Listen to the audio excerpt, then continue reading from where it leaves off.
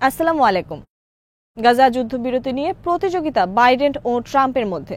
সিরিয়ার উপর থেকে নিষেধাজ্ঞা তুলে নিতে যাচ্ছে ইউরোপিয়ান ইউনিয়ন। ট্রাম্পের গ্রিনল্যান্ড দখলের ঘোষণা কোনো কৌতুক নয়। বাংলাদেশের সমরাস্ত্র শিল্প স্থাপনের জন্য তুরস্কের প্রতি আহ্বান প্রফেসর ইউনুসের। বিডিভিউজ ইনফোটেনমেন্টে স্বাগত জানাচ্ছি আমি তানজিলা হক। আজ জানাবো গাজা যুদ্ধ বিষয়ে গুরুত্বপূর্ণ কিছু খবর। রোববার রাতে লেবাননে কয়েক দফা হামলা চালিয়েছে ইসরায়েল আর্মি। ইসরায়েল লেবানন সীমান্ত, লেবানন হিজবুল্লাহ সীমান্ত এলাকা সহ লেবাননের গভীরে অনেক এলাকায় হিজবুল্লাহর অবস্থান লক্ষ্য করে চালানো হয়েছে এই হামলা। বেশ কয়েক দফা হামলার ভিডিও প্রকাশ করেছে ইসরায়েলের বিভিন্ন গণমাধ্যম। যুদ্ধবিরতি লঙ্ঘন করে লেবাননে হামলার বিষয়ে ইসরায়েল আর্মি বলেছে হিজবুল্লাহ বিভিন্ন এলাকায় সশস্ত্র কার্যক্রম পরিচালনা করছিল, যা তাদের নিরাপত্তার জন্য হুমকি। সিরিয়া সীমান্ত থেকে তারা অস্ত্র সংগ্রহের চেষ্টা করছে নতুন করে। গত 27 সেপ্টেম্বর থেকে চলছে হিজবুল্লাহ ইসরায়েল যুদ্ধবিরতি, কিন্তু ইসরায়েল নিয়মিতভাবে হামলা চালিয়ে আসছে লেবাননে। ইসরায়েল আর্মির পক্ষ থেকে ঘোষণা দেওয়া হয়েছে হিজবুল্লাহ যদি এমন কিছু করে যা ইসরায়েলের নিরাপত্তার জন্য হুমকি, তবে তারা হিজবুল্লাহর বিরুদ্ধে হামলা চালিয়ে যাবে। যুদ্ধবিরতি চুক্তি অনুযায়ী দক্ষিণ লেবাননের বিভিন্ন এলাকা থেকে ইসরায়েল ও হিজবুল্লাহ সেনা সরিয়ে নেওয়ার পর বর্তমানে সেসব এলাকায় মোতায়েন করা হয়েছে লেবানন সেনা। গাজায় যুদ্ধবিরতির লক্ষ্যে বর্তমানে প্রতিযোগিতায় নেমেছেন যুক্তরাষ্ট্রের প্রেসিডেন্ট জো বাইডেন এবং নবনির্বাচিত president Donald Trump. President Joe Biden রোববার টেলিফোনে কথা বলেছেন ইসরায়েলের প্রধানমন্ত্রী বেঞ্জামিন নেতানিয়াহুর সাথে। টাইমস অফ ইসরায়েল সহ ইসরায়েলের অন্যান্য গণমাধ্যমের খবর অনুসারে টেলিফোনে জো বাইডেন নেতানিয়াহুকে বলেছেন যুদ্ধবিরতি কার্যকরের বিষয়ে। এর আগে শনিবার ইসরায়েল সফর করে নেতানিয়াহুর সাথে বৈঠক করেন যুক্তরাষ্ট্রের প্রেসিডেন্ট ইলেক্ট ডোনাল্ড ট্রাম্পের মধ্যপ্রাচ্য বিষয়ক বিশেষ দূত স্টিভ ইয়টকভ। তিনিও ট্রাম্পের পক্ষ থেকে নেতানিয়াহুকে বার্তা পৌঁছে দিয়েছেন যুদ্ধবিরতি কার্যকর বিষয়ে। এরপর নেতানিয়াহু শনিবার কাতার পাঠিয়েছেন দুই গোয়েন্দা সংস্থা মোসাদ ও শিন বেত প্রধানদের নেতৃত্বে উচ্চ পর্যায়ের টিম। বর্তমানে কাতার অবস্থান করছেন প্রেসিডেন্ট জো বাইডেন এবং নতুন প্রেসিডেন্ট ডোনাল্ড ট্রাম্প উভয়ের প্রতিনিধি। জো বাইডেন চাচ্ছেন বিদায়ের আগে যুদ্ধবিরতি কার্যকরের, অপরদিকে ডোনাল্ড ট্রাম্প চাচ্ছেন ক্ষমতা গ্রহণের আগে যুদ্ধবিরতি কার্যকরের। নভেম্বরের নির্বাচনে ক্ষমতাসীন ডেমোক্রেটদের পরাজয়ের অন্যতম দুটি কারণ ছিল গাজা ইসরায়েল যুদ্ধ এবং ইউক্রেন যুদ্ধ। এই দুই যুদ্ধের বিনিময়ে অন্ধ বাইডেন প্রশাসন নির্বাচনে পরাজয় মেনে নিতে রাজি হয়েছে, কিন্তু গাজা ও ইউক্রেন যুদ্ধ বন্ধ করতে রাজি ছিল না। বিশ্লেষকদের মতে বাইডেন প্রশাসন যদি প্রকৃতপক্ষে চাইত গাজা যুদ্ধ বন্ধ করতে, তাহলে নেতানিয়াহুকে প্রেসিডেন্ট জো বাইডেনের 5 মিনিটের একটি টেলিফোন কলই যথেষ্ট ছিল, কিন্তু তারা চায়নি এ যুদ্ধ বন্ধ হোক। একদিকে ইসরায়েলের জন্য যুক্তরাষ্ট্র খুলে দিয়েছে তাদের অস্ত্র ও অর্থের ভাণ্ডার, অপরদিকে যুদ্ধবিরতি আলোচনার নামে করেছে মাসের পর মাস নাটক। গোটা যুক্তরাষ্ট্রের সমস্ত উচ্চশিক্ষা প্রতিষ্ঠান জুড়ে তরুণ সমাজ দিনের পর দিন গাজা ইসরায়েল যুদ্ধের বিরুদ্ধে তীব্র প্রতিবাদ বিক্ষোভ এবং ডেমোক্রেটদের বর্জনের ঘোষণা দিলেও তাতে পাত্তা দেয়নি বাইডেন প্রশাসন ও ডেমোক্রেটরা। কোনো বিশ্লেষকদের মতে নির্বাচনে ট্রাম্প না জিতলে ডেমোক্রেটরা হয়তো আরও দীর্ঘমেয়াদে ইসরায়েলকে সমর্থন দিয়ে যেত, গাজা সহ গোটা ফিলিস্তিনে জাতিগত নির্ধারণ কার্যক্রম পুরোপুরি সম্পন্ন করার লক্ষ্যে।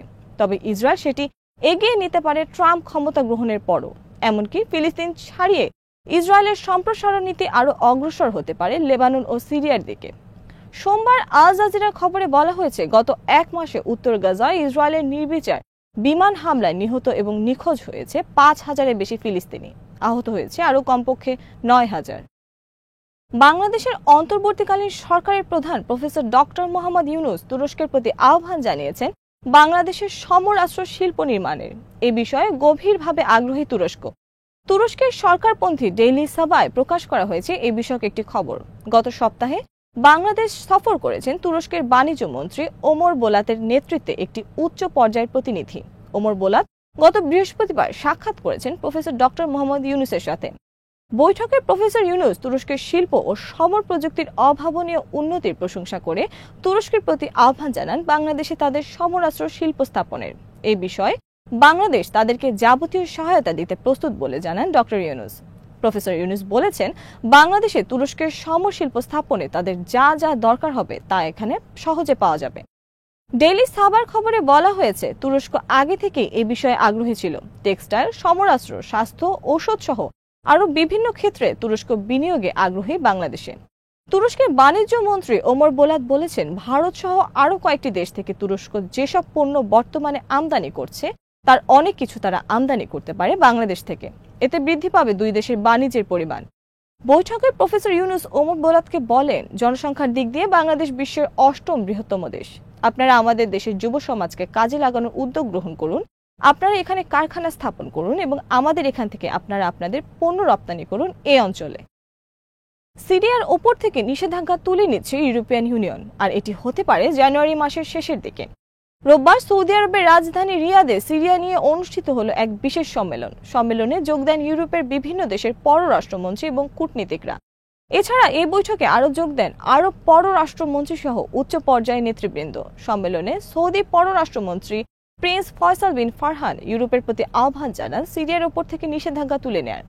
সম্মেলন শেষে ইউরোপিয়ান ইউনিয়নের পররাষ্ট্রমন্ত্রীর প্রধান কাজা কালাস সাংবাদিকদের বলেন, আগামী ২৭ জানুয়ারি ব্রাসেলসে বৈঠক হবে ইউরোপিয়ান ইউনিয়নের পররাষ্ট্রমন্ত্রীদের। সেখানে সিদ্ধান্ত হতে পারে এই বিষয়ে। কাজা কালাস বলেন, আমাদের চাওয়া হলো সিরিয়ার সবাইকে নিয়ে একটি সরকার গঠন করতে হবে যেখানে থাকবে না জঙ্গিবাদ, রক্ষা করা হবে নারীদের অধিকার। রিয়াদ সম্মেলনে ইউরোপিয়ান শীর্ষ কূটনীতিকদের সাথে যোগ দেন সৌদি আরব, সিরিয়া, তুরস্ক, মিশর, কাতার, সংযুক্ত আরব আমিরাত, বাহরাইন, ইরাক, জর্ডান, লেবাননের পররাষ্ট্রমন্ত্রীরা। ৮ ডিসেম্বর গণহত্যাকারী আসাদ পতনের পর সিরিয়া নিয়ে এ ধরনের আন্তর্জাতিক সম্মেলনে এটি প্রথম। ইউরোপিয়ান ইউনিয়নের জার্মানি, ব্রিটেন, বিভিন্ন দেশের পররাষ্ট্রমন্ত্রীদের পাশাপাশি যুক্তরাষ্ট্র সহ পশ্চিমা দেশের উচ্চ পর্যায়ে কূটনীতিকরা অংশ নেন এই সম্মেলনে। এদিকে যুক্তরাষ্ট্র ইতিমধ্যে সিরিয়ার অনেক সরকারি প্রতিষ্ঠানের উপর থেকে ৬ মাসের জন্য অবরোধ তুলে নিয়েছে পরীক্ষামূলকভাবে। জার্মানি, ইতালি এবং ফ্রান্স অন্যান্য দেশের প্রতি আহ্বান জানিয়েছে সিরিয়া থেকে অবরোধ তুলে নেয়ার। সিরিয়া বিষয়ে বর্তমানে অনেক আগ্রহী জার্মানি। ২০১১ সাল থেকে সিরিয়ায় গৃহযুদ্ধ শুরুর পর থেকে ১০ লাখের বেশি সিরিয়ানদের গ্রহণ করেছে জার্মানি। জার্মানির পররাষ্ট্রমন্ত্রী ইতোমধ্যে সফর করেছেন সিরিয়া। গ্রিনল্যান্ডের একটি রেডিওর খবরে অভিযোগ করা হয়েছে ডোনাল্ড ট্রাম্পের ছেলে ঘুষ দিয়েছেন গ্রিনল্যান্ডের অনেকে তার পিতার প্রস্তাবের পক্ষে। ডোনাল্ড ট্রাম্প গত মঙ্গলবার ঘোষণা দেন গ্রিনল্যান্ড দখল করতে চান তিনি। এরপর তিনি সামাজিক যোগাযোগ মাধ্যমে লিখিতভাবে গ্রিনল্যান্ডের প্রতি আহ্বান জানান যুক্তরাষ্ট্রের সাথে যোগ দেওয়ার জন্য। ট্রাম্প বলেন, এর মাধ্যমে গ্রিনল্যান্ড হবে মহান যুক্তরাষ্ট্রের অংশ এবং অনেক ভালো থাকবে গ্রিনল্যান্ড। গত মঙ্গলবার ডোনাল্ড ট্রাম্প যখন গ্রিনল্যান্ড দখলের হুমকি দেন তখন জুনিয়র ট্রাম্প অবস্থান করছিলেন গ্রিনল্যান্ডে।